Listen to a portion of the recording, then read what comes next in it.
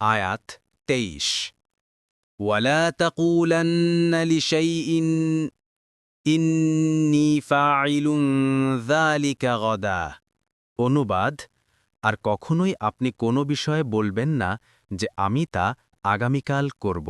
আয়াত ২৪ ইল্লা আইয়াশা আল্লাহ ওয়াযকুর রাব্বাকা ইযা নাসিতা ওয়াকুল আসা আইয়াহদিয়ানি রব্বি লিআকরাবা মিন হাযা রাশাদা।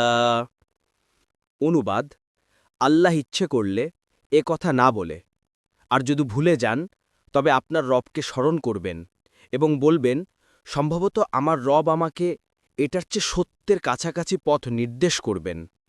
তাফসির ১ নং ফুটনোটের বিবরণ।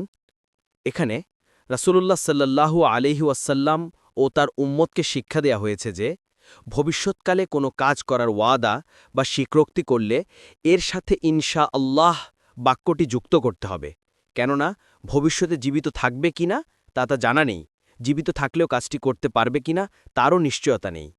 কাজী মুমিনের উচিত মনে মনে ও মুখে স্বীকৃতির মাধ্যমে আল্লাহর উপর ভরসা করা। ভবিষ্যতে কোনো কাজ করার কথা বললে এভাবে বলা দরকার, যদি আল্লাহ চান তবে আমি এই কাজটি আগামীকাল করব, ইনশাআল্লাহ। বাক্যটি তাই অর্থ। রাসূলুল্লাহ সাল্লাল্লাহু আলাইহি ওয়াসাল্লাম বলেন, সুলাইমান ইবনে দাউদ আলাইহিসসালাম বললেন, আমি আজ রাতে আমার ৭০ জন স্ত্রীর উপর উপগত হব। কোনো বর্ণনায় এসেছে ৯০ জন স্ত্রীর উপগত হব। তাদের প্রত্যেকেই একটি ছেলে সন্তান জন্ম দিবে যারা আল্লাহর রাস্তায় জিহাদ করবে। তখন তাকে ফেরেশতা স্মরণ করিয়ে দিয়ে বললেন যে, বলুন ইনশাআল্লাহ।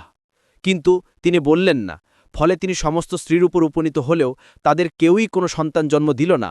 শুধু একজন স্ত্রী একটি অপরিণত সন্তান প্রসব করল। রাসূলুল্লাহ সাল্লাল্লাহু আলাইহি ওয়াসাল্লাম বললেন, যার হাতে আমার প্রাণ, সে যদি বলতো ইনশাআল্লাহ, তবে অবশ্যই তার ওয়াদা ভঙ্গ হতো না, আর তা তার ওয়াদা পূর্ণতার সহযোগী হতো।